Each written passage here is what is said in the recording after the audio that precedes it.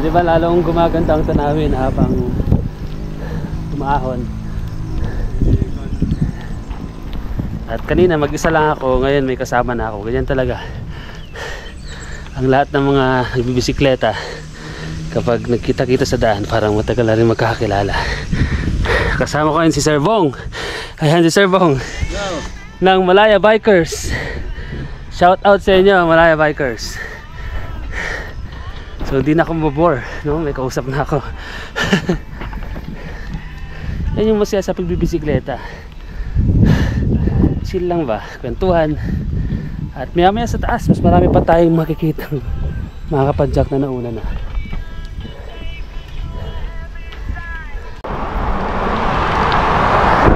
Kumusta kapadyak ride? 2 linggong walang padyak at ako'y nagbabalik. Ahon ulit ngayong Sabado ang umaga sa Tiblak.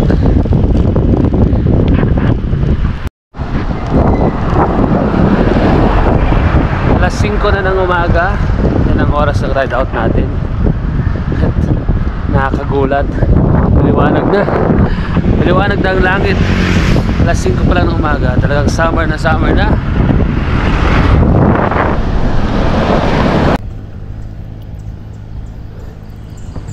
Grabe yung kulay ng araw na yan. Orange. Galit na galit. Mukhang mahiging mainit ngayong araw. Alas 6 na ng umaga mga kapadyak ride. Lampas na tayo ng Jamboree side. Mga 1 oras pa itong padyakan bago makarating sa Tiblak.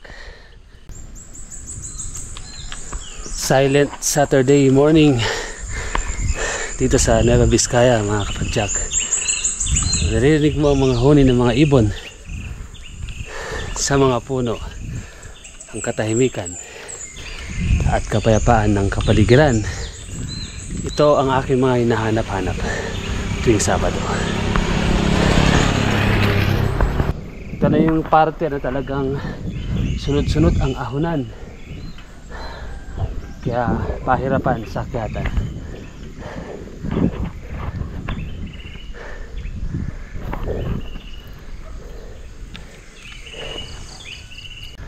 Kaya kung minsan siguro napapanood din yung ibang mga vloggers na nagbabike na todo ang hingal, hindi nakakapagtaka at hindi nakakatawa kasi mahirap talaga itong ginagawa rin namin. Umaahon na nag-iisip ko anong pwedeng sabihin,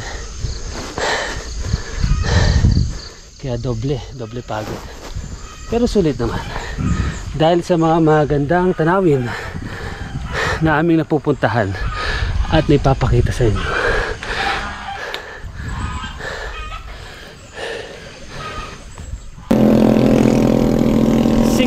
.15 ng umaga, ahon pa rin. Karaniwang tanong sa mga nagbibisikleta, bakit ka nagbabike? Ang aking sagot, para mabalanse ang aking buhay. Napanood ko yan sa Facebook, yung tinatawag nilang work-life balance. At realize ko, no, di dapat puro trabaho. Dapat meron ding recreation, enjoyment, exercise, para mabawasan ang stress sa ating buhay.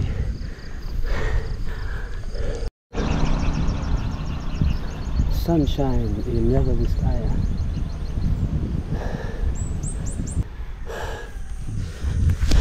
Tiblak ulit.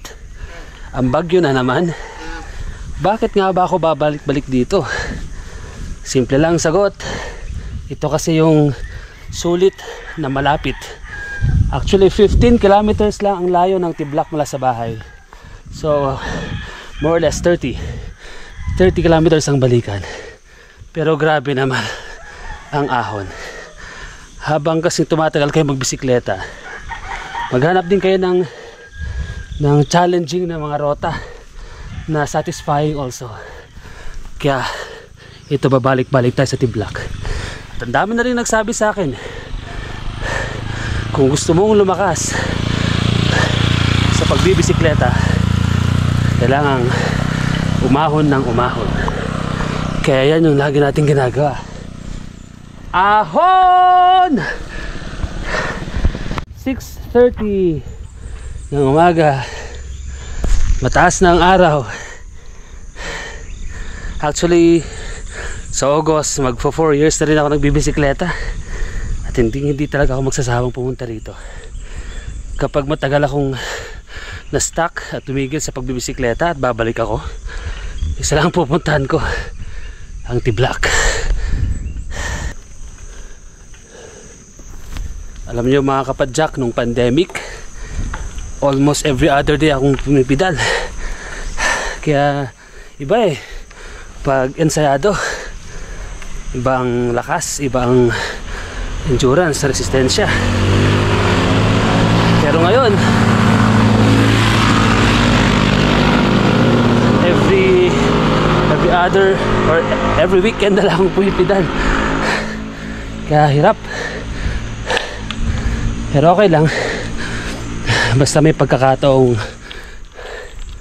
pumidal at magbisikleta, mga kapadyak pride. Badayon. Isa pang magandang dahilan kung bakit maganda at masarap pumadyak sa Tiblak ay dahil habang tumataas ang elevation ay lalo namang gumaganda ang mga tanawin dito. Tingnan natin to. Isang spot na palagi kong pinupuntahan na tumitigil ako dito para pagmasdan ang magandang tanawin. Diyan ka muna. Tingnan natin to.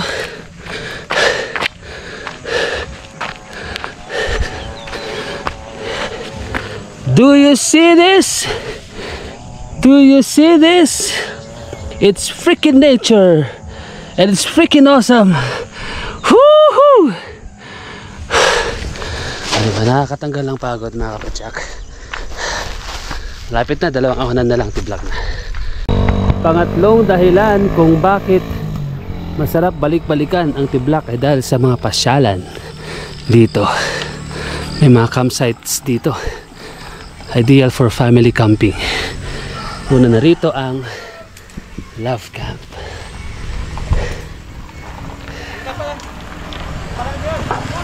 (6:50) ng umaga. Dito na tayo sa Tiblak, ang Baguio, papasok. By the way, dito rin pala makikita ang Nueva Vizcaya paragliding. Skyscape 360. At sa kapehan ni paring Jonathan, dito na makikita ang mga Barako boys. Ayan sila po. Let's go, let's go. May plus 2 pa nga pansit na. Good morning. Good morning. Kamusta ang lagay ng view dito?